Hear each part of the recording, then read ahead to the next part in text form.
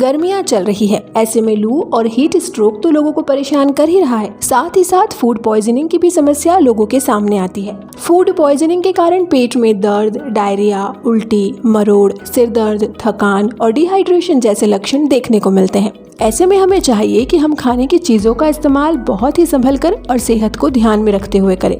गर्मियों में हम फूड पॉइजनिंग से कई तरीके अपनाकर बच सकते हैं। इसके लिए हमें अनुशासित रहना होगा और नियमों का खास ध्यान रखना होगा। आइए जानते हैं क्या है वे उपाय जिनकी मदद से हम फूड पॉइजनिंग से बच सकते हैं।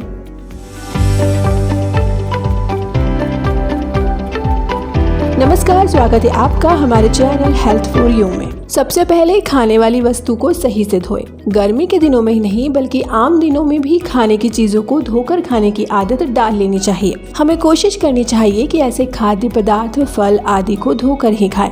बैक्टीरिया, धूल आदि के होने से यह हमारे शरीर में जाकर इन्फेक्शन पैदा कर सकता है। इसके लिए फूड सैनिटाइजर का भी प्रयोग कर सकते हैं। अगला है बचे हुए खाने का सही ढंग से प्रयोग। अक्सर हम बचे हुए खाने को बाद के समय में खा लिया करते हैं, सुबह का बचा हुआ रात में और रात का बचा हुआ सुबह के समय। मगर गर्मियों में आपको यह ध्यान रखना होगा कि अधिक समय तक रखा हुआ खाना खराब हो सकता है। ऐसे में आपको फ्रिज का प्रयोग करना चाहिए। अगर फ्रिज नहीं है तो कम से कम खाना ठंडी जगह पर रखा होना चाहिए। गर्मी में रोगजनक बैक्टीरिया खाने में पनपने लगते हैं। अगला है अपने हाथ की साफ सफाई का ध्यान। गर्मी का मौसम हो या फिर ठंड का, हमें अपने हाथ हमेशा साफ रखने चाहिए। सबसे अधिक इन्फेक्शन हाथों के जरिए ही शरीर में फैलता है। ऐसे में कुछ खाने से पहले और समय समय पर हमें अपने हाथ धोते रहना चाहिए। कोशिश करें कि अपने चेहरे को बार बार छूने से बचें, इससे संक्रमण फैलने का जोखिम अधिक रहता है। हैंड सैनिटाइज का भी प्रयोग कर सकते हैं। स्ट्रीट फूड से बना ले दूरी।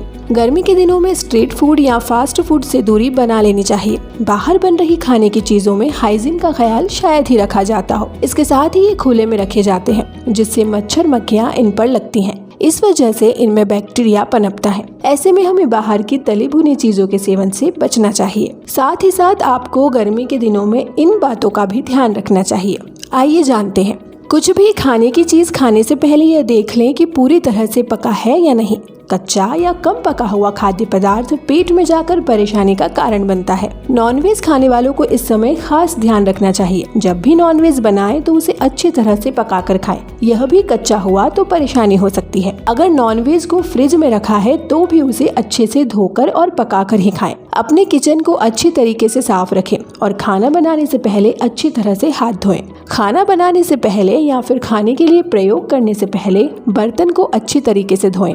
आइए अब जानते हैं फूड पॉइजनिंग से बचने के उपाय। अगर बार बार उल्टी हो रही है, दस्त होते 2-3 दिन हो चुके हैं, पेट दर्द और ऐंठन महसूस हो, बुखार, डिहाइड्रेशन, मांसपेशियों में कमजोरी, धुंधला दिख रहा हो, तो इनमें से कोई भी लक्षण दिखने पर डॉक्टर से तुरंत सलाह लें। उल्टी और दस्त होने पर तरल चीज जैसे नारियल पानी, दाल का पानी या नींबू पानी और जूस पिएं।